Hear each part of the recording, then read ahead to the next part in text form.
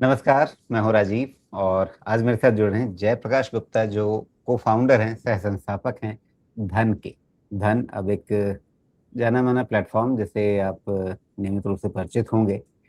आज हम बात करेंगे कच्चे तेल के बारे में और साथ ही सोने-चांदी की चाल कैसी रहेगी, इन दोनों चीज़ों को समझने की कोशिश करेंगे जयप्रकाश गुप्ता जी से।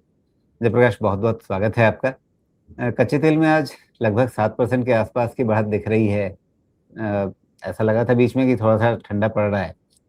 वैसे सोमवार को तो बहुत तेज़ घबराहट थी बाज़ार में, लेकिन उसके बाद फिर 2 दिन शांत रहा। आज वापस ये $100 के करीब बढ़ता हुआ ब्रेंट क्रूड दिख रहा है। क्या लग रहा है बाज़ार में फिर से कुछ चिंताएँ बढ़ गई हैं? जी, जी, बिल्कुल। सबसे पहले बहुत-बहुत धन्यवाद आपके शो में बुलाने के लिए। देखिए जो क्रूड का जो पॉलिटिक्स है, आई थिंक वो और गहराता जा रहा है। मार्केट ने ये एंटीसिपेट नहीं किया था कि ये जो वॉर है वो इतना लंबा चल जाएगा। तो जो पहले कंसर्न्स थे कि शायद यूएस और इज़राइल मिलके ईरान पे बहुत जल्द डोमिनेट कर पाएँगे, उसके बाद स्ट्रेट ऑफ हॉर्मुज़ को ब्लॉक करने की खबरें आई ईरान की तरफ से। फिर ग्लोबल जितने भी लार्ज कंट्रीज़ हैं जो जो सप्लाई रिलीज़ करने की बात है जिसके कारण प्राइस में एक गिरावट देखने को मिला। अब कंसर्न ये हो गया है कि आज कोई लीडरशिप नहीं है ईरान में। जो लीडरशिप जो सुप्रीम लीडर अपॉइंट हुए हैं उसके ऊपर भी कंसेंसस नहीं है। तो जिसके कारण क्या हो रहा है कि स्ट्रेट ऑफ हॉर्मुज़ अब एक बड़ा चिंता का विषय बन गया है। बहुत सेलेक्टिव कंट्रीज़ के शिप हैं जो वहाँ से पास थ्रू कर पा रहे हैं। अभी जो कंसर्न निकल के आई कि यूके भी यहाँ पे कंसर्न रेज़ कर रहा है। यूएस जो अभी तक दावा कर रहा था कि एस्कॉर्ट करके वो शिप को क्रॉस करा सकते हैं स्ट्रेट ऑफ हॉर्मुज़, वो भी एक ऑफ़िशियल बयान आया कि वो नहीं हुआ है। और खबरें इस तरह की भी आ रही हैं कि शायद वो ईरान स्ट्रेट ऑफ हॉर्मुज़ में माइन्स बिछा रहा है जिसके कारण कोई भी शिप का मूवमेंट पे रुकावट आ सकती है। तो ये चिंताएँ को ध्यान में रखते हुए मार्केट एंटीसिपेट कर रहा है कि यहाँ पे सप्लाई स्क्वीज़ होने के चांसेस हैं बिकॉज़ जो फ्लो है वो पूरा तरह से रुक जा रहा है। तो जल्द से जल्द अगर ये कॉन्फ्लिक्ट का रेज़ोल्यूशन नहीं आता है, तो मुझे लगता है ये क्रूड में एक शॉर्ट टर्म रिएक्शन दे सकता है और प्राइसेज़ में उछाल देखने को मिल सकता है। हाल में हमने जयप्रकाश जी $120 तक का तो भाव देख ही लिया था। क्या उस तरह के भाव फिर से आ सकते हैं? बल्कि ईरान की ओर से तो कहा जा रहा है कि हम $200 पर भाव पहुँचवा देंगे। तेल की आपूर्ति इतनी बाधित की जाएगी। क्या 120, 150, 200 ये सब नंबर्स हैं या वास्तविकता में ऐसे आंकड़े आ सकते हैं, ऐसे भाव आ सकते हैं? राजीव जी देखिए क्या है जब मार्केट थोड़ा-सा ओवर रिएक्ट करता है और र्यूमर्स आने लगते हैं, ऐसा हम लोगों ने पहले भी बहुत देखा है। जब प्राइस टूटता है तो एकदम एक्सट्रीम लो की बात होने लगती है और प्राइस में उछाल आता है तो एक्सट्रीम हाई की। देखिए रियलिस्टिकली कोई इकोनॉमी नहीं चाहेगा कि प्राइसेस $100 के ऊपर ट्रेड करें, क्योंकि ये किसी के हित में नहीं है और ग्लोबल इकोनॉमी जिस फ्रेजाइल स्टेट पे है स्पेशली यूएस, यूरोपियन कंट्रीज़ जहाँ थोड़ी रिकवरी देखने को मिल रही है, तो एक ग्लोबल कंसेंसस ज़रूर बनेगा कि एक कंट्री सारे ग्लोबल सप्लाई को स्क्वीज़ नहीं कर सकता है और ईरान के साथ सबसे बड़ा डिसएडवांटेज आज के दिन में ये है कि उसने हर किसी को अपना दुश्मन बना लिया है। जो जीसीसी कंट्रीज़ जो उसके सपोर्ट में शायद आ सकते थे, उनके ऊपर भी अटैक करके वो सारे एंटी ईरान हो चुके हैं। यूएस, इज़राइल पहले से ही थे, अब यूरोपियन कंट्रीज़ उनको भी कंसर्न दिख रहा है, तो वो भी ईरान के सपोर्ट में नहीं आएँगे। तो एक ग्लोबल एफर्ट अगर एक कंट्री के अगेंस्ट में होता है, तो वो अ, जो सप्लाई डिसरप्शन है, वो बहुत शॉर्ट लिव्ड रहेगा मेरे ख़्याल से। तो $200 तक का तो गुंजाइश बहुत ही रेयर है। 120, 125 अगर होता भी है, तो इमीडिएट यहाँ पे उसका रेज़ोल्यूशन की बातें होने लगती हैं, सप्लाई फ्लो बढ़ाने की बातें होने लग रही हैं, जो हम लोगों ने लास्ट वीक देखा। $120 गया और तुरंत से वेरी नेक्स्ट डे वो प्राइस फिर से $80 तक आ गया। तो इस तरह की वोलैटिलिटी देखने को मिलेगी, प्राइसेज़ किसी भी मायने में मुझे नहीं लगता है कि अगर $120 टच भी होता है तो वहाँ सस्टेन करेगा। तो ओवरऑल मेरा आउटलुक ये है कि शॉर्ट टर्म में देखिए वॉर चल रहा है, इसमें कुछ भी न्यूज़ फ्लो आता है और वो न्यूज़ फ्लो पे नी जर्क रिएक्शन होना बहुत लाज़मी है। तो प्राइसेज़ $120-130 भी चले जाते हैं तो बहुत ही शॉर्ट लिव्ड रहेंगे।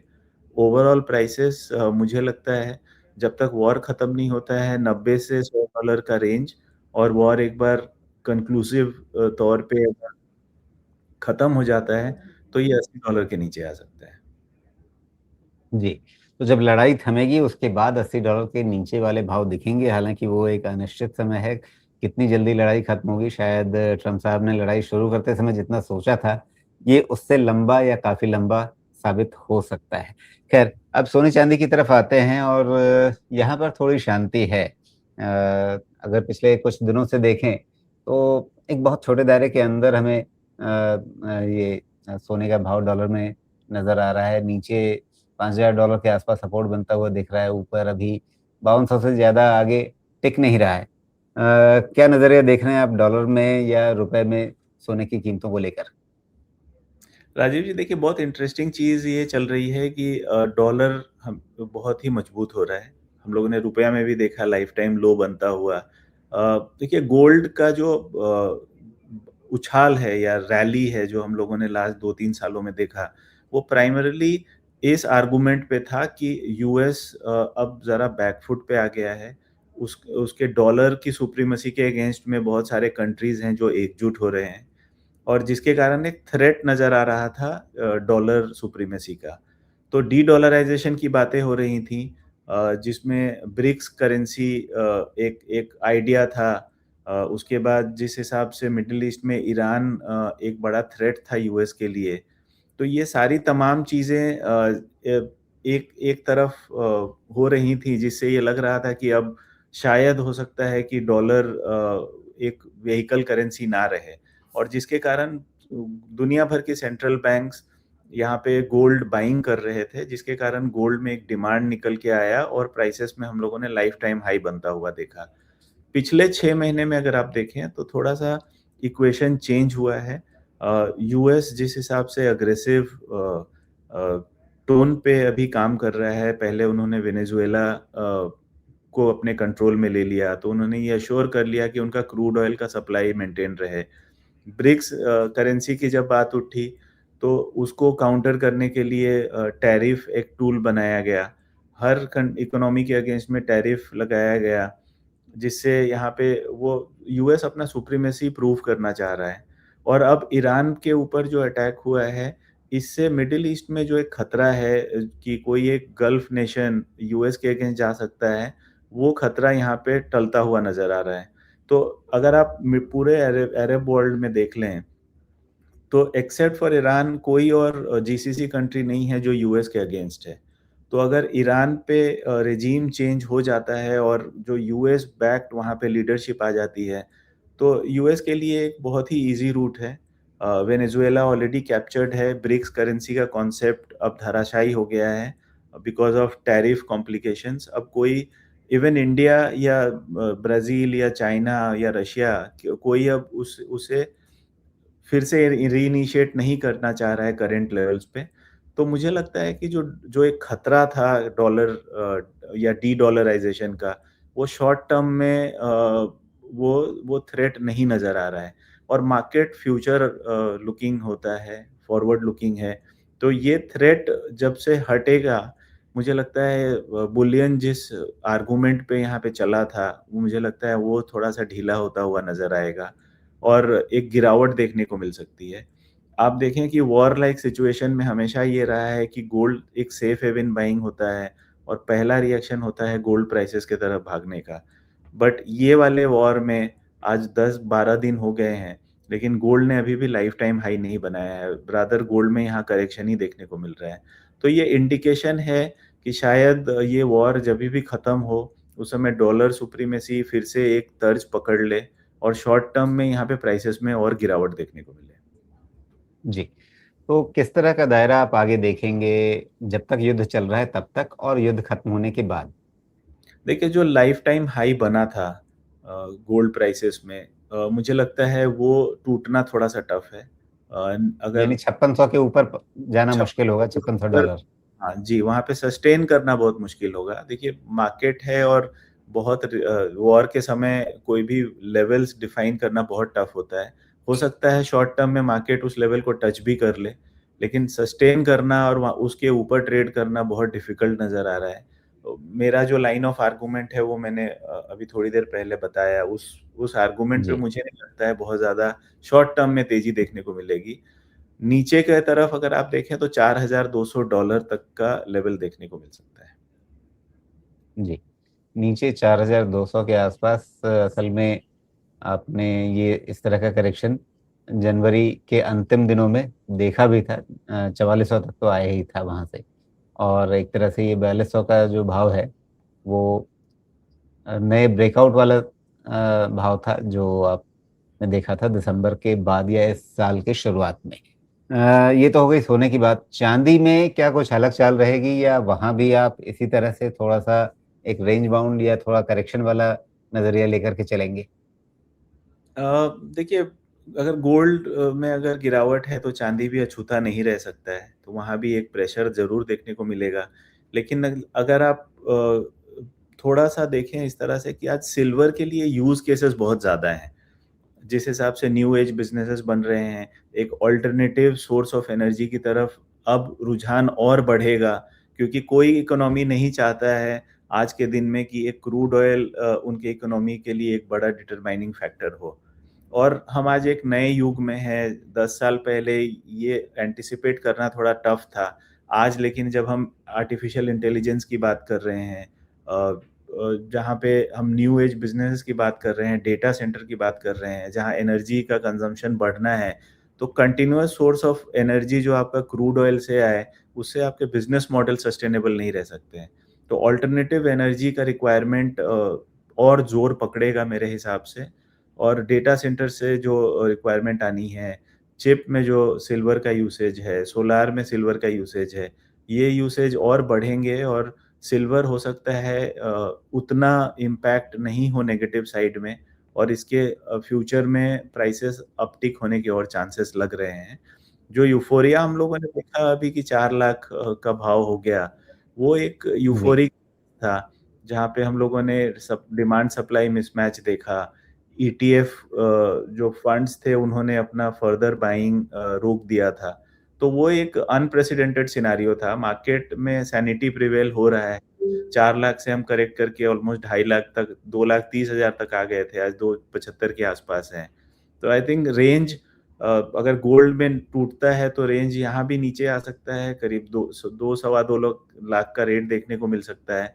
लेकिन ओवरऑल गोल्ड और सिल्वर को कंपेयर किया जाए तो मुझे सिल्वर में मंदी थोड़ा कम नज़र आ रहा है because of lot of use cases. जी, तो ये शायद हो सकता है साल भर का नज़रिया रखें तो गोल्ड से बेटर परफ़ॉर्म करे। जी। बीच में जो है एक तर्क काफ़ी चला कि भई चाँदी एक भाव तक ठीक है, उसका इंडस्ट्रियल इस्तेमाल होगा। एक भाव के ऊपर वो अनवायबल हो जाएगी। लोग दूसरे उसके वैकल्पिक कुछ साधन निकालने शुरू कर देंगे, क्योंकि हर चीज़ की एक व्यावसायिक उपयोगिता होती है। एक सीमा के बाद अगर आप बहुत महँगा कोई सामान खरीदेंगे, फिर उससे बना हुआ सामान आप आगे बेच नहीं पाएँगे। ये तर्क काफ़ी चला। आज की तारीख में जब ये लगभग, अभी हमने सवा 2 लाख रुपए के आसपास का भाव नीचे देखा, ऊपर अभी पौने 3 लाख के आसपास का चल रहा है। ये लगभग 50,000 रुपए का ये रेंज है। इस दायरे में इंडस्ट्रियल डिमांड, औद्योगिक माँग कि क्या आपको कहीं पे ठंडी पड़ती दिखी है, या जैसी थी वैसी बनी हुई है? देखिए, इंडस्ट्रियल डिमांड करंट सिनेरियो में थोड़ा-सा डिसमल है, क्योंकि कोई इकोनॉमी नहीं चाहेगा डिरेल होना करंट लेवल्स पे। आज जो अनिश्चितता चल रही है या अनसर्टेनिटी है, वॉर लाइक सिनेरियो है जिसका इम्पैक्ट ग्लोबली देखने को मिलेगा। आई थिंक ये वॉर और थोड़ा प्रोलॉन्ग रहा तो यहाँ पे ग्लोबल स्लो डाउन की बातें निकल के आएँगी, जिससे इंडस्ट्रियल डिमांड ज़रूर इम्पैक्ट होगा। तो इंडस्ट्रियल यूसेज के पॉइंट ऑफ व्यू से यहाँ पे तो डिमांड में गिरावट ज़रूर देखने को मिलेगी। लेकिन उसका अल्टरनेटिव ये भी है कि जो न्यू एज बिज़नेसेस हैं, वो आज 6 महीने, साल भर के आउटलुक से नहीं बन रहे हैं। उनका आउटलुक 1 डेकेड, 2 डेकेड का है। और वहाँ पे जो रिक्वायरमेंट है वो रिक्वायरमेंट यहाँ पे डिमांड को एक सर्टेन लेवल पे रखेगी, बिल्कुल डिमांड में गिरावट नहीं मिलेगा। जहाँ तक आपने जी। जो दूसरा पॉइंट रेज किया कि अल्टरनेटिव मेटल का, देखिए आज सिल्वर थाउजेंड्स ऑफ इयर्स से है, एक एक नेचुरल प्रोसेस है, एक बना हुआ मार्केट है, एक मैच्योर मार्केट है, जहाँ पे सप्लाई और डिमांड है, प्लेयर्स हैं, इंस्टीट्यूशन है। आज एक न्यू अल्टरनेटिव अगर आता भी है तो उसको एस्टैब्लिश होने में, उसकी एफिशिएंसी टेस्ट करने में बहुत समय लगेगा। और कोई आज के कॉम्पिटिटिव युग में कोई ऐसा रिस्क नहीं लेगा कि मैं सिल्वर की जगह कोई अल्टरनेटिव मेटल लगा लूं और उसके बाद वही एफिशिएंसी एक्सपेक्ट करूं। ये एफिशिएंसी जी। ट्राइड एंड टेस्टेड नहीं है। अगर कुछ अल्टरनेटिव आता भी है तो उसे एस्टैब्लिश होने में कम से कम 5 से 10 साल लगेगा। आज अब दूसरा आर्गुमेंट ये है कि देखिए आज हम लैब ग्रोन डायमंड की बात कर रहे हैं, लेकिन लैब ग्रोन गोल्ड नहीं हो सकता है। तो अगर कोई बोले कि मैं जी। गोल्ड का अल्टरनेटिव निकाल लूं या सिल्वर का अल्टरनेटिव निकाल लूं, ये थोड़ा इमेजिनरी लग रहा है आज के दिन में। अगर कुछ अल्टरनेटिव आता भी है तो उसका क्या वो सब्स्टिट्यूट कर सकता है सिल्वर को या गोल्ड को, तो उसका यूज केस देखना और रियल वर्ल्ड में उसकी एफिशिएंसी को चेक करना बहुत जरूरी है। जी।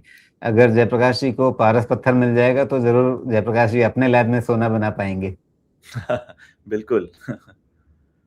चलिए, बहुत अच्छा लगा जयप्रकाश जी आपने समय निकाला इस बातचीत के लिए और काफ़ी जो उतार-चढ़ाव वाला दौर है, ख़ास तौर पर कच्चे तेल में और युद्ध की स्थितियों के बीच सोना इस समय असामान्य रूप से स्थिर क्यों है, ये सब कुछ आपने समझाया। धन्यवाद आपका। Thank you so much. Thank you. अंत में कोई डिस्क्लेमर डिस्क्लोज़र हालाँकि आपने कोई ट्रेडिंग वाली सलाह तो दी नहीं है, लेकिन फिर भी यदि कोई डिस्क्लेमर डिस्क्लोज़र आप बताना चाहें? नहीं, जो भी मैंने शेयर की है इसमें कोई पर्सनल पोजीशन मेरे नहीं है। गोल्ड और सिल्वर में कोई पर्सनल होल्डिंग नहीं है। जी। बहुत-बहुत धन्यवाद आपका। आशा करते हैं जल्दी ही आपसे फिर बात होगी। बिल्कुल। नमस्कार। Thank you.